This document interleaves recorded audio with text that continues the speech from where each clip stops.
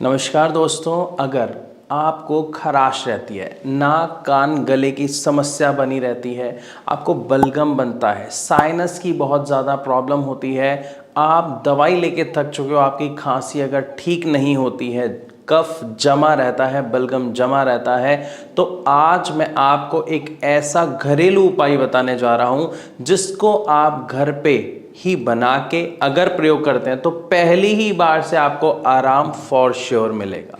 जी हाँ, पहली ही बार से आपको आराम मिलना शुरू हो जाएगा। कैसे आपको ये बनाना है, इसके लिए क्या क्या चीज़ें चाहिए, कैसे इसका सेवन करना है, मैं सब कुछ डिटेल से आपको आज की इस वीडियो में बताऊंगा। तो चलिए शुरू करते हैं वीडियो। और सबसे पहले जानते हैं कि अगर किसी को लंग का इन्फेक्शन है या आपको सांस लेने में कोई प्रॉब्लम है, रेस्पिरेटरी कोई प्रॉब्लम है, तो इन सभी चीज़ों के निजात के लिए जो आज हम नुस्खा अपनाने वाले हैं उसके लिए चीज़ें क्या चाहिए। सबसे पहली चीज़ चाहिए आपको धागे वाली मिश्री। दूसरी चीज़ चाहिए इसमें आपको छोटी इलायची या जिसे हम हरी इलायची बोलते हैं। तीसरी चीज़ चाहिए आपको इसमें पीपली। और चौथी चीज़ इसमें आपको चाहिए वंशलोचन। और आखिरी चीज़ इसमें चाहिए आपको दालचीनी। आपको इन 5 चीज़ों को पहले इकट्ठा करना है।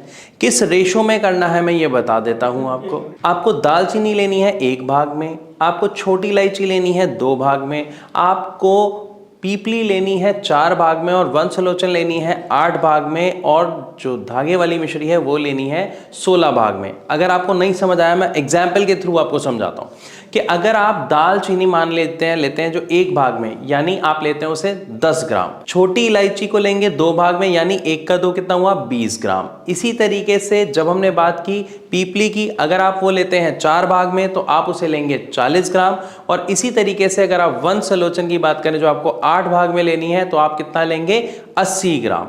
और जो आपकी धागे वाली मिश्री है वो लेनी है आपको 16 ग्राम, यानी 160 ग्राम। तो जो आप रेशो रख रहे हैं दालचीनी की, तो उसको 1 भाग में ले रहे हैं, उसी के अकॉर्डिंग आपको उसे डबल 4 टाइम्स 8 टाइम्स और 16 टाइम्स करना है।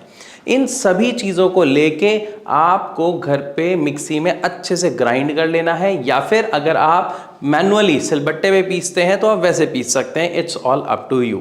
इसका आप पाउडर बना के रख लीजिए और इस पाउडर का आपको सेवन करना है। मैं आपको वादा करता हूं कि इसका अगर आप सेवन करते हैं तो आपको पहली ही बार से आपकी खांसी में, आपकी बलगम में, जो आपकी बलगम नहीं निकल रही होती है, आपको रोजमर्रा के काम करने में बहुत तकलीफ हो रही होती है, हर समय नाक की वजह से सर में दर्द हो जाता है, साइनस की प्रॉब्लम लोगों को हो जाती है, उन सब में आपको चमत्कारी आराम देखने को मिलेगा। लेकिन यहां पर बात आती है कि सर अगर हम ये ना बना पाए या हमको समझ नहीं आ रहा, तो मैं आपको बता देता हूं ये जो चूर्ण बनता है इसको हम बोलते हैं सीतोपलादी चूर्ण। ये चूर्ण आपको बाजार से भी मिल सकता है। बहुत सारी कंपनीज हैं जो आज इसको प्रोवाइड कराती हैं।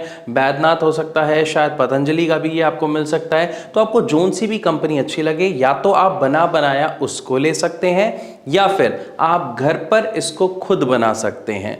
लेकिन इन दोनों ही चीज़ों में अब मेन बात क्या है कि चाहे आप घर पर बनाएं या बाहर से लें, इसका सेवन कैसे करना है। देखिए, इसका सेवन बच्चे से लेके बूढ़े तक हर कोई कर सकता है, लेकिन सबकी रेशो अलग होगी।